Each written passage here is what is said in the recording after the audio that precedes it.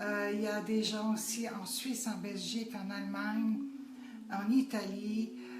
On a même en Russie, j'ai quelques personnes qui parlent le français qui se sont joints à nous.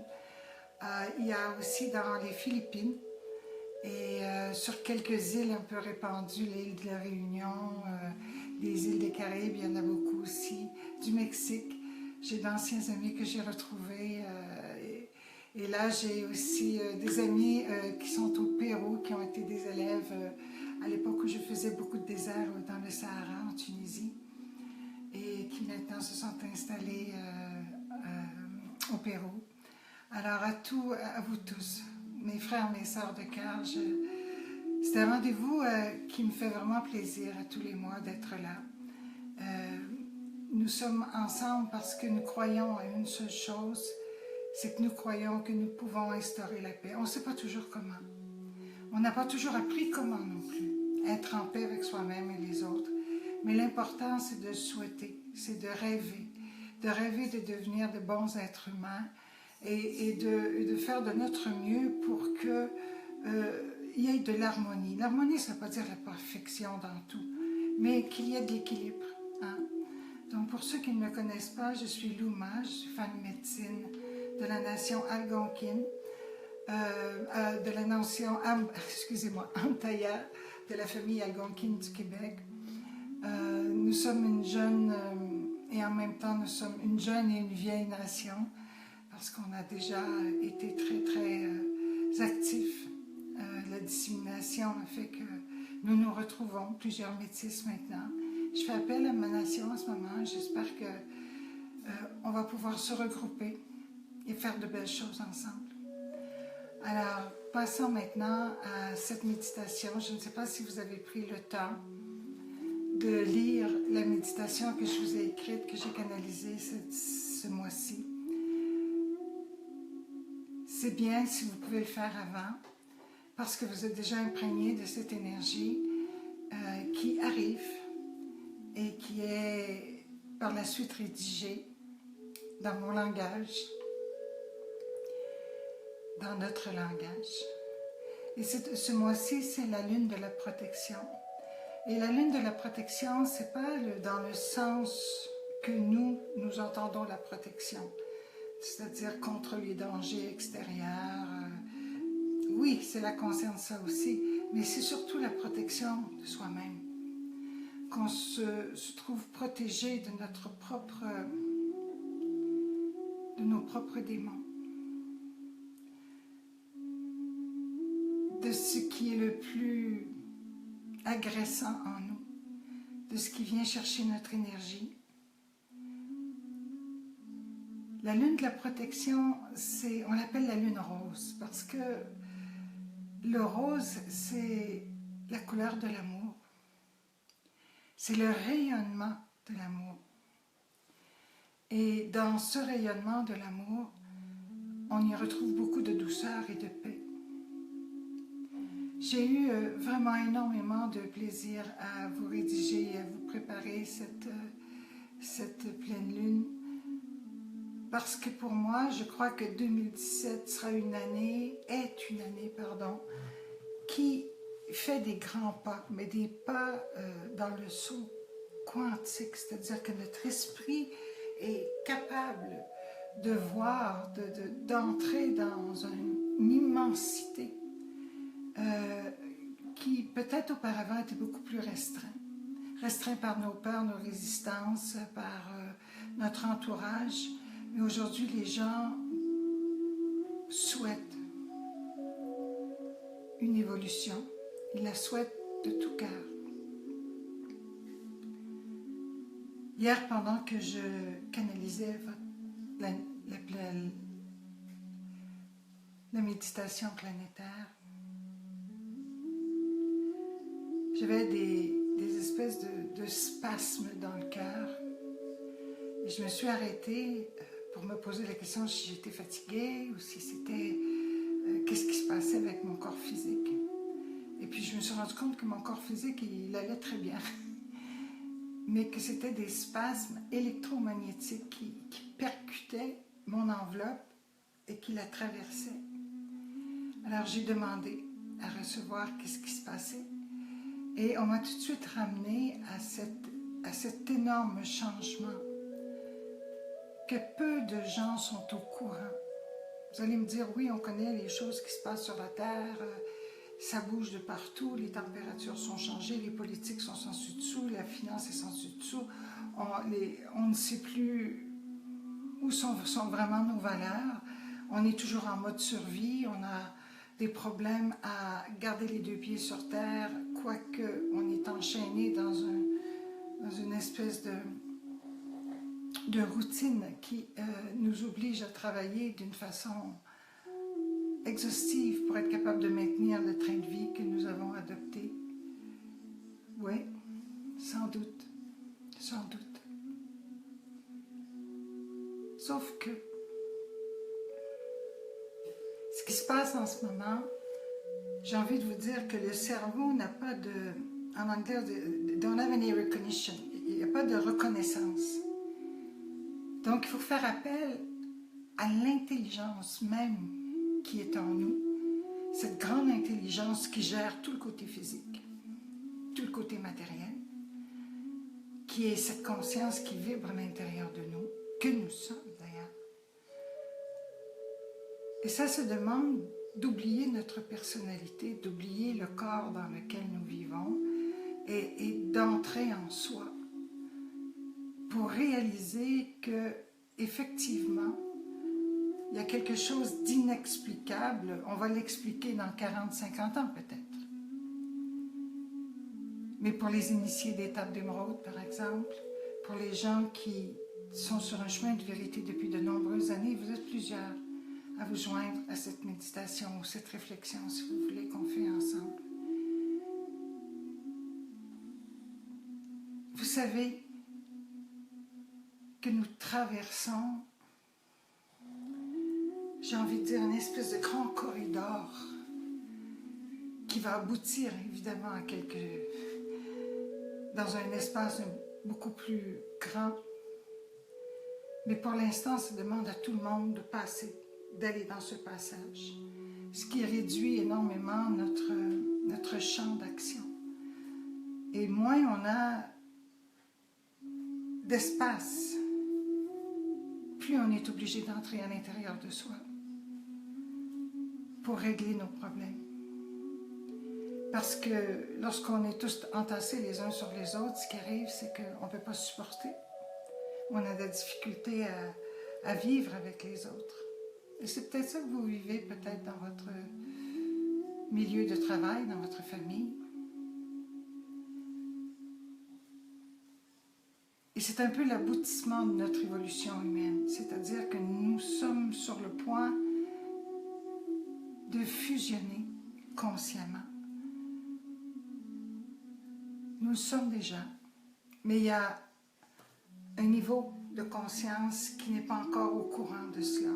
Et c'est là où nous sommes, nous. Nous sommes en train de réaliser que on doit vivre le grand détachement de tout ce qu'on a cru être. Et nous sommes venus particulièrement sur Terre à cette période pour vivre cela, ne l'oubliez pas. Tu sais, j'ai envie de dire que vous y croyez ou pas, ça n'empêche rien. Si vous êtes ici pendant cette méditation, pendant cette rencontre mensuelle, c'est qu'il y a quelque chose de très important qui nous relie ensemble. Et je sais que dans nos nations amérindiennes, beaucoup de gens s'éveillent en ce moment, se posent les bonnes questions. Et j'ai envie de dire, qu'importe le chemin que vous avez pris, que vous soyez amérindien, que vous soyez druide, que vous soyez de toutes les nations, français, espagnol, ça n'a pas d'importance. Ce qui est important, c'est votre âme. Et votre âme, elle est universelle. Elle appartient à personne, surtout pas à un pays. Même si vous aimez beaucoup votre pays, c'est pas là la question. C'est de vous reconnaître en tant qu'un être libre. Et cette liberté, nous sommes venus la matérialiser sur Terre. De quelle façon ça se fera? Écoutez, nous sommes à peu près 10 milliards à écrire l'histoire en ce moment. 10 milliards de gens qui pensent, qui parlent,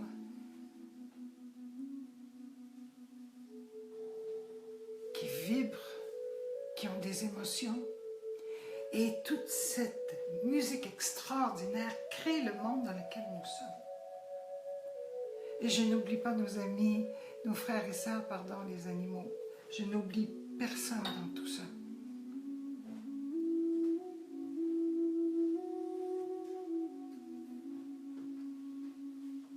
Tout ce qui est fréquence vibratoire devient de plus en plus une connaissance, j'ai envie de dire, populaire. C'est-à-dire que les gens commencent à s'intéresser.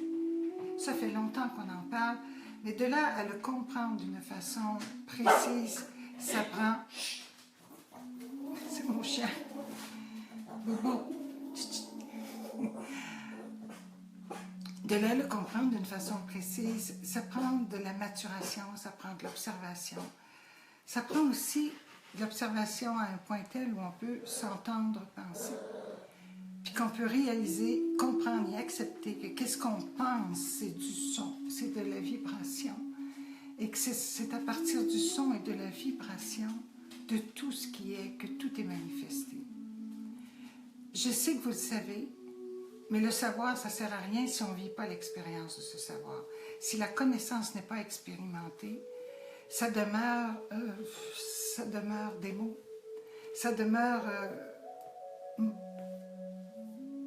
en anglais on dit en stand-by, ça demeure en pause. Il n'y a rien qui se fait.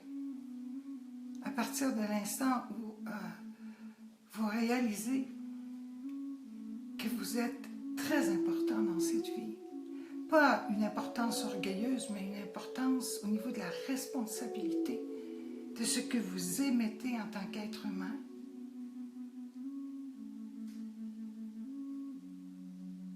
et que vous consentez à changer des choses dans votre vie, changer vos façons de vivre et de penser. Ça fait 30 ans que j'ai pris le chemin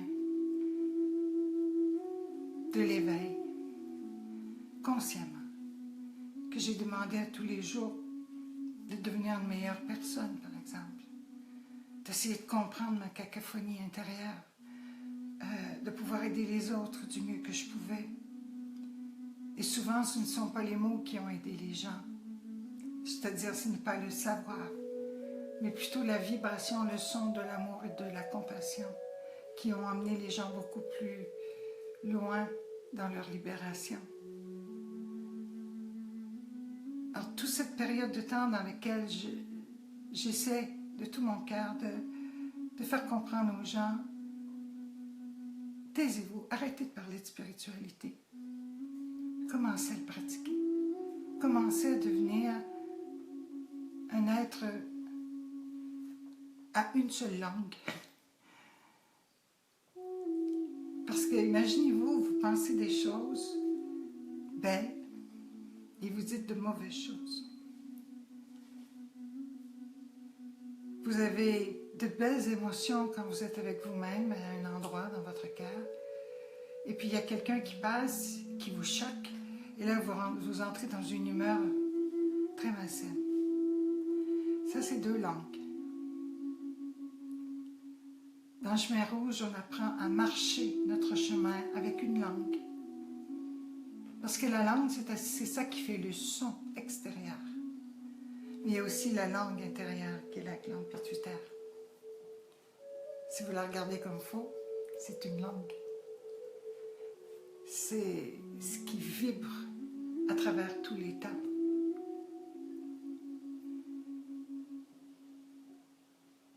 Depuis des années et des années, j'étudie et je médite. Au commencement était le Verbe, et le Verbe était la lumière. La lumière s'est fait chair, et les hommes ne l'ont point compris. Ça a toujours vibré d'une façon très très profonde. Le Verbe, c'est le son. Lorsqu'on se réunit et que nous avons tous la même intention, que cette intention est une intention de générer une onde d'amour, une onde de paix, nous créons un son. Et en créant ce son, nous manifestons ce que nous créons. Donc nous manifestons la paix.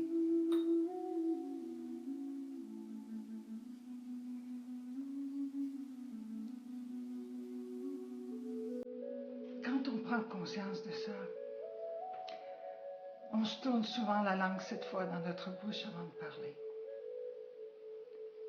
Puis on excuse, on pardonne, on développe une compassion envers le corps humain et son conditionnement.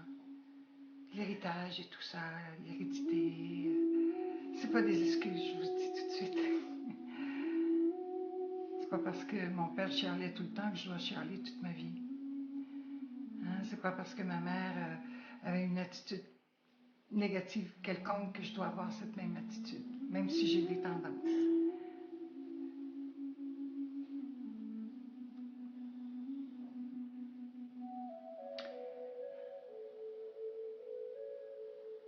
Dans le texte que je vous ai fait parvenir, si vous l'avez, sinon vous avez qu'à cliquer là, sur cette page, vous allez voir, cliquer sur l'image où il y a le signe de la paix avec des êtres humains. J'ai trouvé ça tellement magnifique. Sur la plage, vous allez pouvoir le lire. Je parle des vertus que l'on doit pratiquer. Ces vertus, on les a toujours reçues. On les a reçues au petit catéchisme, on les a reçues partout. Mais c'était tellement imposé de façon punitive, j'ai envie de dire, que beaucoup d'entre nous, on s'est mis, ben moi la première en passant, je me suis mis contre toutes ces choses. Ça veut dire, j'ai arrêté d'y porter d'intérêt, j'ai arrêté de croire. Ce n'est pas de croire. On sait que la générosité, c'est quelque chose de merveilleux. Ça fait du bien à tout le monde, incluant la personne qui est généreuse. On sait que l'honnêteté, c'est un chemin qui est droit, qui permet d'établir la confiance partout où on va.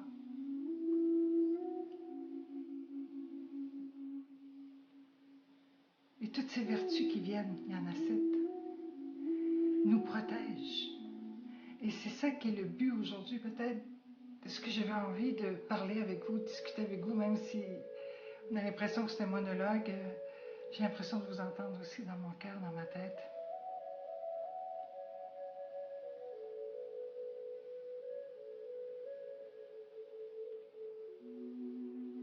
Plus on pratique les vertus,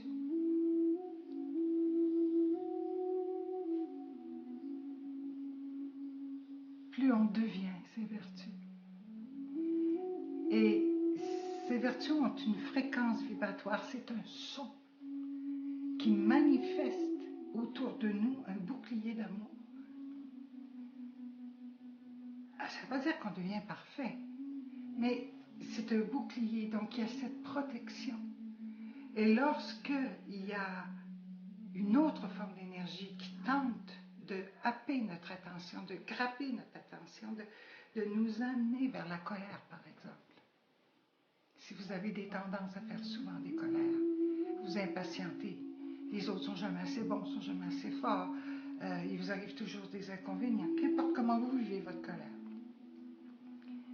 Nous, on appelle ça le mauvais esprit. Dans d'autres domaines, dans d'autres religions, cultures, on appelle ça des démons, c'est la même chose.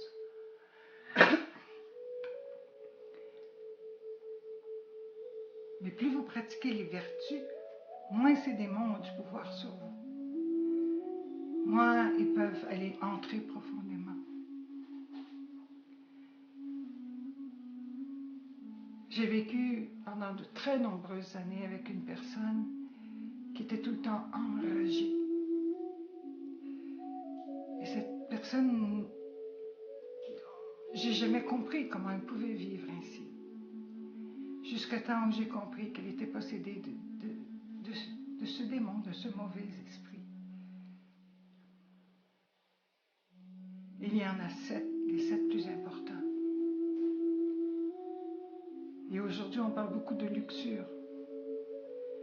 Avec tout ce qui se passe, la pédophilie, la pornographie, les enfants, les jeunes enfants nous en parlent aujourd'hui. Allez voir quels sont les 7 démons. Puis regardez comment ils nous sont propulsés constamment de façon, mais vraiment très bien planifiée, dans tous les médias, dans toutes les campagnes de publicité, dans toutes